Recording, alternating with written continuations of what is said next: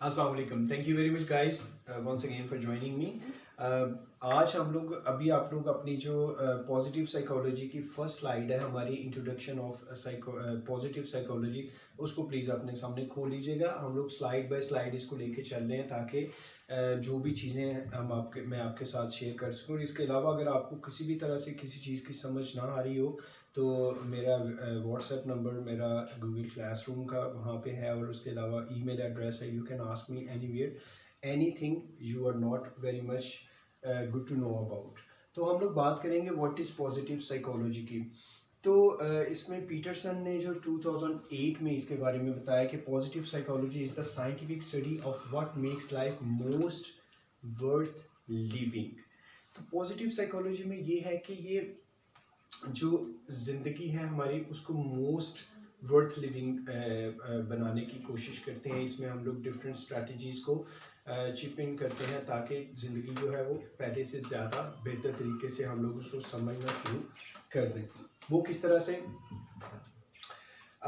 इसका जो फोकस है, इसका नटशेल वो ये है कि positive psychology as a field spends much of its time thinking about topics like character strengths।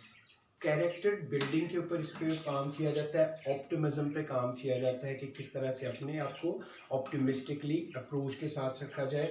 Life satisfaction की स्ट्रेटजीज पे बात की जाती है, हैप्पीनेस पे बात की जाती है, वेल बीइंग के सब्जेक्टिव वेल बीइंग, अपनी जो अंदरूनी वेल बीइंग है उसके हवाले से बात की जाती है। ग्रैटिट्यूड के बारे में कि किस तरह से हम लोग शुक्रगुजार हैं कि अपनी ज़िंदगी को ज़्यादा बेहतर बना सकते हैं। कंपैशन पे बात होती है, सेल्फ एस्टीम पे बात होती है, किस तरह से इसको ग्रूम किया जाता है। सेल्फ कॉन्फिडेंस पे बात होती है कि किस तरह से ये हमारे लिए बेहतर है, और उम्मीदों पे किस तरह से ज़िंदगी को ज़्यादा बेहतर तरीके से गुजारा जा सकता है। तो जिसका जो फोकस होता है वो इन चीज़ों के ऊपर होता है पॉजिटिव साइकोलॉजी में, जिसको हम डिटेल में अगले लेक्चर्स में जाके पूरी तरह से पढ़ेंगे, क्योंकि ये हमारा इंट्रोडक्शन है। इस तरह से हम लोग इसको देखते हैं। इसमें जो डिफरेंस है साइकोलॉजी एंड पॉजिटिव साइकोलॉजी में वो ये है कि the goal of psychology is to train people to manage their personal flaws. तो जो साइकोलॉजी है, simple psychology, applied psychology, clinical psychology, उसमें यह है कि लोगों के जो पर्सनल फ्लॉज हैं उनको मैनेज किया जाता है कि डिप्रेशन में, एंजाइटी में, स्ट्रेस में, पैनिक में, फोबिया में, डिल्यूजन्स में किस तरह से लोगों को मैनेज करना है। लेकिन पॉजिटिव साइकोलॉजी में इन्हेंस की जाती हैं जो स्ट्रेंथ्स हैं to so to overpower and isolate their flaws. ठीक है, तो यहाँ पे जो कैरेक्टरिस्टिक्स हैं उनको बिल्ड किया जाता है, स्ट्रेंथ किया जाता है। तो ये किस तरह से किया जाता है ये तो हम अगले लेक्चर में पढ़ेंगे, लेकिन ये इसमें डिफरेंस है simple psychology and positive psychology में, राइट। नेक्स्ट स्लाइड है जी हमारी। इसमें जो हिस्टोरिकल बैकग्राउंड की अगर हम लोग बात करें, which is very much necessary, क्योंकि ये चीज़ें कैसे शुरू हुई, कहाँ से शुरू हुई और फिर हमारे तक कैसे ही पहुँची। तो उसमें ये देखिएगा कि मार्टिन स्लेमन 1998 में जब वो इलेक्टेड हुआ president of the American psychological association, and it was then that positive psychology became the theme of his term as president। अब हुआ क्या कि he is widely seen as the father of contemporary positive psychology, तो इसको ही समझा जाता था। लेकिन while most people see Sleeman as the face of positive psychology, he didn't start the field alone and was not the first positive psychologist। तो इसने अकेले ये शुरू नहीं की, बल्कि there have been many influencers which contributed to as a era of psychology। तो वो कौन से थे? सिर्फ मार्टिन स्लेमन नहीं था, बल्कि इसके अलावा विलियम जेम्स की अगर हम लोग बात करें तो इसने जो काम किया, इसने ये काम किया कि which is what many now refer to as a radical empirical. इसने काम ये किया कि जो पॉजिटिव फिनोमिना था इसका, जिस तरह से many consider James to be America's first positive psychologist because of his deep interest in the subjectivity of a person and because he believed that objectivity is based on intense subjectivity। तो कहता था जो subjectivity है इंसान के अंदर जो कुछ है, एक्चुअली वही वो चीज़ें जो है वो बाहर उस तरह से खुद अपने लिए भी और दूसरों की परसेप्शन भी उसी तरह से वो बेस्ड कर होती है। तो उसने ये कॉन्सेप्ट दिया और पॉजिटिविटी के हवाले से उसका जितना भी काम था वो ये था। तो विलियम जेम्स ने सबसे पहले जो इसके ऊपर काम किया वो ये था। उसके बाद अब्राहम मास्लो या मास्लो ने अपनी एक बुक थी उसकी मोटिवेशन एंड पर्सनालिटी। उसमें Maslow didn't like how psychology concern itself mostly with disorder and dysfunction, arguing that it did not have an accurate understanding of human potential। तो उसने कहा कि साइकोलॉजी इस तरह से नहीं है, बल्कि उसने क्या एम्फोसिस किया, उसने कहा कि how psychology successfully shows our negative side by revealing much about our illness and shortcomings but not enough of our virtue of aspirations। तो मॉस्लो ने 1954 में कहा कि साइकोलॉजी ये नहीं है कि ये हमें हमारे नेगेटिविटी और पर्सनल फ्लॉज के बारे में, हमारे ग्रे एरियाज के बारे में बताए, बल्कि साइकोलॉजी तो ये होनी चाहिए कि जिसमें हमारे जो सब्जेक्टिविटी है, हमारी जो पॉजिटिव एस्पेक्ट्स ऑफ लाइफ हैं, कैरेक्टरिस्टिक्स हैं, हमारे एटीट्यूड्स हैं, हमारे एल्टीट्यूड्स हैं, उसके बारे में हमें जानना चाहिए, उसके बारे में बात करनी चाहिए। तो पॉजिटिव साइकोलॉजी में अब्राहम मास्लो ने भी इस तरह से काम किया। उसके बाद जो मार्टिन स्लेमन है, मेरी नेक्स्ट स्लाइड में, उसने his work is learned helplessness and pessimistic attitude Gardner and interest in optimism पे इसने बहुत ज़्यादा काम किया, which led to his work with Christopher Peterson and Martin Seligman का नाम एक साथ आता है। क्यों? क्योंकि इनकी रिसर्च में ये था कि they looked at different cultures over time to create a list of virtues that are highly valued and included in their character strength and virtues। तो उन्होंने कैरेक्टर स्ट्रेंथ एंड वर्च्यू की को 34 के करीब जो है वो डिफरेंट कैटेगरीज की, जिसको हम लोग आगे चल के पढ़ेंगे, जिनमें उन्होंने DSM में भी इसका जिक्र है, wisdom, knowledge, courage, transcendence, justice, humanity and temperance के हवाले से उन्होंने इस पे बात की, जिसको हम लोग डिटेल में अगले लेक्चर्स में जाके डिस्कस करेंगे। तो मार्टिन स्लेमन के साथ क्रिस्टोफर का नाम भी साथ लाजमी आता है। क्रिस्टोफर पीटरसन हमारी अगली स्लाइड में है कि was the professor of psychology at the university of beacon and the former chair of the clinical psychology department। he was the co-author of character strength and virtue। जिस तरह हम लोगों ने पहले बात की है कि मार्टिन के साथ ये क्रिस्टोफर पीटरसन भी था, जिन्होंने मिलके वही वाली सारी चीज़ों पे बात की जो हम लोग आगे पिछली स्लाइड में पढ़ चुके हैं। उसके बाद मिहाले ने बहुत ज़्यादा इसके ऊपर काम किया। उसने क्या किया कि he had an affinity for painting, उसको क्रेज था पेंटिंग के वाले, उसने फ्लो के ऊपर काम किया। कि उसने अब क्या किया कि nothing that the act of creating was sometimes more important than the finished work itself. उसने कहा कि जो चीज़ जैसे इसने शुरू की, जब तक वो इसको ख़त्म ना कर ले, वो एक फ़्लो है इंसान के अंदर, उस कुछ करने की तगोदो, उसके लिए टाइम, उसके लिए जगह, उसके लिए पैसा, वो चीज़ें मैटर नहीं करती, बल्कि उसको जो चीज़ पसंद है वो पूरे फ्लो, पूरे इंथ्यूजिज्म के साथ, पूरी जिस्ट एंड जील के साथ करता है। They led to his fascination with what he called the flow state। तो फ्लो स्टेट के ऊपर इसने काम किया कि जो किसी का एटीट्यूड है, जो किसी का एप्टीट्यूड है किसी काम को अकॉम्प्लिश करने के लिए, उसके लिए इसने बहुत ज़्यादा काम किया। And he made it his life's work to scientifically identify the different methods through which one could achieve such a state। तो इसके लिए भी हम लोग अगले लेक्चर्स में करेंगे कि फ्लो एक्चुअली है क्या, किस तरह से होता है, हर एक में होता है या फिर इसके लिए कुछ मेहनत करना पड़ती है, तो इसको आगे चल के हम लोग देखेंगे।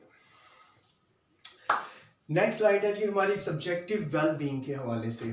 तो सब्जेक्टिव वेलबींग SWB के नाम से भी जाना जाता है, is the scientific term for happiness and life satisfaction, thinking and feeling that your life is going well not badly. People's level of subjective well-being are influenced by both internal factors such as personality, outlook, external factors such as the society in which they live। तो वो subjective well-being जो है, जो हमारी जो अंदरूनी जो well being है वो डिपेंड करती है हमारे इंटरनल एंड एक्सटर्नल दोनों फैक्टर्स पे, किस तरह से काम करती है। नेक्स्ट हमारे लेक्चर्स इन्हीं चीज़ों के ऊपर हैं। तो इसमें उन्होंने क्या किया कि subjective wellbeing is a self reported measure, एक ऐसा मैयर उन्होंने किया जिसमें टिपिकली ऑब्टेन्ड बाय क्वेश्चनायर, जो क्वेश्चनायर पे है और जिसको ई डी डाइनर डेवलप्ड, एक पूरा मॉडल उन्होंने इसके ऊपर तैयार किया जिसको हम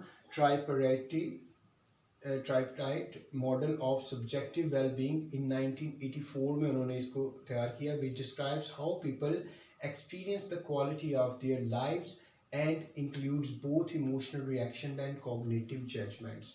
तो इसमें उनके इंटरनली जो इमोशनल रिएक्शंस हैं या फिर उनके कॉग्निटिव जजमेंट्स हैं, इस हवाले से उन्होंने चेक करने के लिए इसको ये एक मॉडल तैयार किया जिसको हम लोग डिस्कस भी करेंगे, उसके ऊपर वीडियो भी देखेंगे। राइट जी, नेक्स्ट स्लाइड में हम लोगों ने उस मॉडल पे बात की है। इस मॉडल में है क्या कि वॉटसन एंड क्लैरिक 1991 में उन्होंने propose this model of anxiety and depression. ये एंजाइटी और डिप्रेशन का था to help explain the comorbidity between anxious and depressive symptoms and disorders. तो इसको देखने के लिए ये मॉडल उन्होंने डिवाइड किया the symptoms of anxiety and depression into 3 groups, negative effects, positive effects and physiological hyper arousal. तो इन 3 चीज़ों के ऊपर ये जो मॉडल था ये बेस्ड था। अब ये एंशियस अराउजल्स पे था, नेगेटिव इफेक्ट पे था, लो पॉजिटिव इफेक्ट पे था, किस तरह से इंसान की लाइफ को चेंज करते हैं, किस तरह से इसमें चेंजेस आती हैं। हमारे जो नेक्स्ट लेक्चर्स होंगे ये इसी के ऊपर बेस्ड कर रहे होंगे, जिसमें हम लोग इस मॉडल को डिटेल के साथ डिस्कस करेंगे कि एक्चुअली ये क्यों और ये कमोबिडिटी को किस तरह से वैल्यू करता है। तो इसको हम लोग देखेंगे उसमें। सब्जेक्टिव वेलबींग, यहाँ पे भी हम लोग इसका एक परमा मॉडल जो है ये दूसरा मॉडल है। इसमें किस तरह से चीज़ों को लेवल ऑफ हैप्पीनेस को देखा गया, फीलिंग्स ऑफ सेटिस्फैक्शन को देखा गया, feeling of psychological well being of flourishing को देखा गया। वो ये मॉडल किस तरह से है, ये is a widely recognised and influential model in positive psychology. Seligman proposed this model to help explain and define well-being in greater depth. तो सेलिगमैन ने इसको बड़ी डेप्थ के साथ डिस्कस किया अगली स्लाइड में। इसमें जो P is stands for positive emotions, feeling good. तो अगर पॉजिटिव इमोशंस हैं हमारी तो फिर फीलिंग जो फील आएगी वो गुड आएगी। Engagement, finding flow. तो जो फ्लो हमारा है वो उसको इंगेज मतलब उसकी अकम्पलिशमेंट के लिए, उसकी तैयारी के लिए, उसको अचीवमेंट के लिए ये एक फ्लो को कॉन्टीन्यूसली में लाएगा। Relation, R stands for relationship, authentic connection. तो हमारे एक रिलेशनशिप किसी चीज़, किसी शख्स, किसी जगह के साथ किस तरह से है। और उसके बाद meaning, purposeful existence.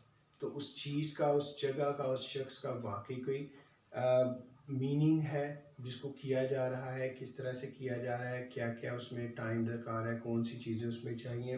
Achievement, a sense of accomplishment. और किस तरह से चीज़ें जो है अकॉम्प्लिश होके अगर हम उनको कंप्लीट करते हैं तो उसके बाद हमारा जो इमोशंस हैं वो क्या है। तो इसको पूरा डिटेल के साथ मैंने एब्रीविएशन के साथ क्लियर किया है कि P stands for positive emotions. वो कौन कौन से हैं।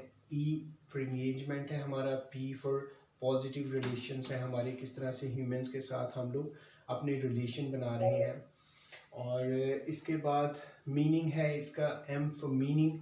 अगली स्लाइड में अगर आप लोग देखेंगे कि even someone who is happy most of the time may not have a developed sense of well being if they do not find meaning in their life. तो अगर कोई इंसान खुश भी है लेकिन उसकी ज़िंदगी का कोई मकसद नहीं तो फिर उसके लिए वो खुशी जो है वो किसी काम की नहीं होती। अकॉम्प्लिशमेंट का भी इसी तरह है कि we all thrive when we are succeeding achieving our goals and bettering ourself without a drive to accomplish and achieve, we are missing one of the puzzle piece of authentic well being. तो अगर हम किसी चीज़ को हासिल करने के बाद उसके ऊपर खुश नहीं होते तो उस चीज़ को हासिल करने का मकसद बिल्कुल ख़त्म हो जाता है। तो परमा जो मॉडल है उसके लिए इसमें बात हुई। फिर उसके बाद ट्रेड्स ऑफ हैप्पी पीपल के जो खुश ज़िंदगी में, अपनी ज़िंदगी में खुशी के साथ लोग जी रहे हैं, उन लोगों की क्या ट्रेड्स हैं। तो इसके लिए नोट्स भी मैंने इसके साथ दिए हुए हैं आप लोगों को, और पूरी पावर पॉइंट्स भी हैं, लेकिन फिर भी इसको हम थोड़ा सा डिस्कस कर लेते हैं। इसके अलावा अगर आपको समझ ना आए तो यू मे आस्क मी कि किस तरह से इसको लेके चलना है। तो 7 क्रिटिकल जो इसकी ट्रेड्स हैं, उसमें सबसे पहले आता है ग्रैटिट्यूड। कि ये लोग जो हैं, ये ग्रैटिट्यूड, ये बहुत ज़्यादा शुक्रगुजार होते हैं। चाहे इनके पास थोड़ी चीज़ है या इनके पास ज़्यादा चीज़ है, वो उसके ऊपर शुक्रगुजारी के साथ रह रहे होते हैं।